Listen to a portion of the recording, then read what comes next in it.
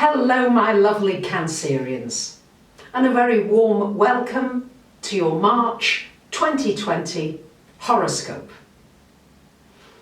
The month starts out with Mercury still retrograde until the 10th.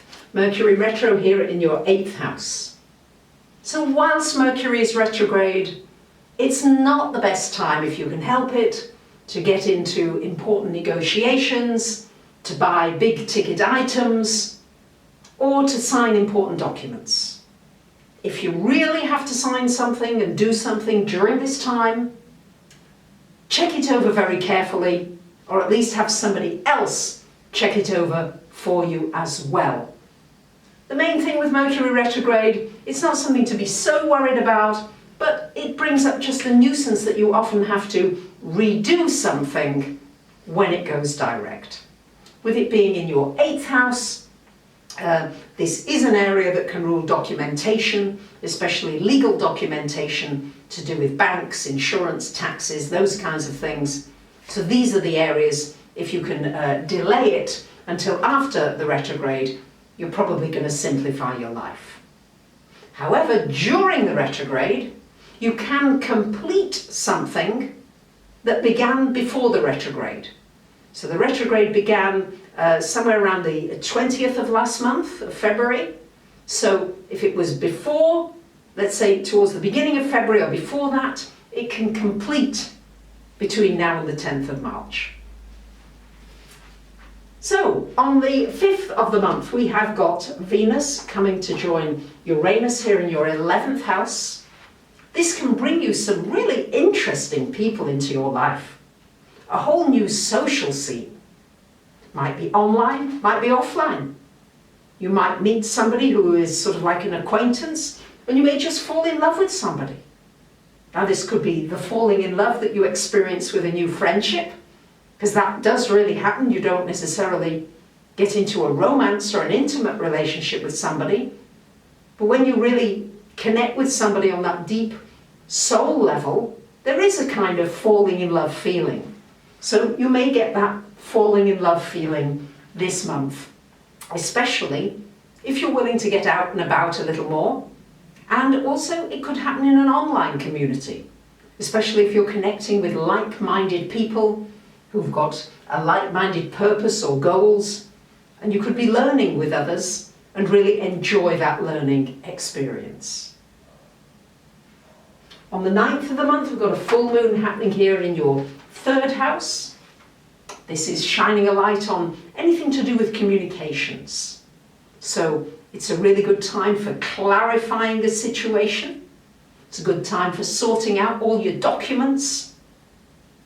Full moons have a tendency to shine a light and show you where you need to make changes. So if you've not been getting yourself out and about, there's the very social areas of the chart. You've also got the 7th house very active. So the 3rd, the 7th and the 11th houses are all very much relationship houses. These are to do with relationships of the people around you, in your neighborhood, your neighbors, networking connections and contacts, anything to do with writing, sharing information, learning. Might be a time to learn some new skills. Here you've got a ton of activity going on in the relationship area. A new relationship may be coming in. For many of you, you're going through transformational experiences when it comes to relationships. This has been going on quite some time for many of you Cancerians, and you're getting through it. You're getting stronger. You're learning what your needs are. You're learning how to create clear boundaries. It's all a learning process, but certainly these aspects have been here for a while, so you're already making progress here. But there could be new people coming in, and once again an opportunity to learn, to grow, and to enjoy being in a relationship. Many of you Cancerians, you kind of like to withdraw. You get to a certain level of intimacy and then it's like, whoa, that's enough. I need to recharge my batteries and get back to my own space for a while. And then you come out again. It's a bit like the crab that goes back in the sea, swims around and then comes back onto dry land for a while.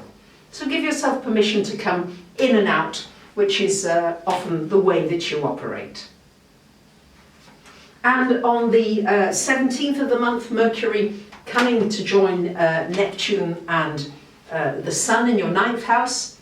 This is shining a light on maybe furthering your education in some way, learning some new skills, maybe a new language would be very good with all that energy in the 9th. You might be making a trip, planning a trip, going somewhere, an opportunity to go maybe with Neptune there to a place you've dreamed of going to. This is really great with all these aspects encouraging you to go for it. On the 20th of the month, the Sun is coming into your 10th house, shining a light on you and your place in the world. For you to really maybe make some changes in your career, you might be appreciated, you might be acknowledged, you might get a promotion, some kind of appreciation for what you've been doing. And if that's not the case, then it's for you with the Sun there to really shine your light wherever you go, whether you're in work and employment or not. You're alive, you're breathing, you have got a light to shine. Make it your intention with the Sun in the 10th that you're going to shine it somehow and brighten somebody else's day. On the 22nd, Saturn moving into your 8th house, where it will stay until the beginning of July, and then briefly we'll go back into the relationship house once more. Now, Saturn in the 8th is encouraging you to really organise everything to do with banks, loans, mortgages, taxes, insurance, pension, anything that's to do with your finances connected with an organisation or an authority. It's a really good time for getting some order in that area. You may also be facing some fears, some emotional fears. Time for healing them. Time to be able to release and free yourself from maybe something that was painful in the past.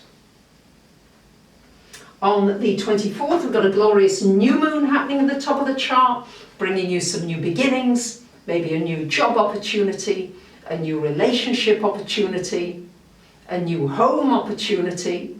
All kinds of new things come with new moons.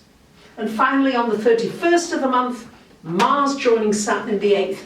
It's a very good time for focusing your energy, for having a laser beam intention, and for saying, right, I am going to accomplish this. And the Saturn and Mars together are really good for maybe setting just one or two clear goals or intentions, and then just going single-mindedly and making sure you complete. And that really has a sense of achievement and accomplishment with it. So there you have it, lovely Cancerians. Thank you very much for liking if you like it, commenting, sharing and subbing. Bye for now.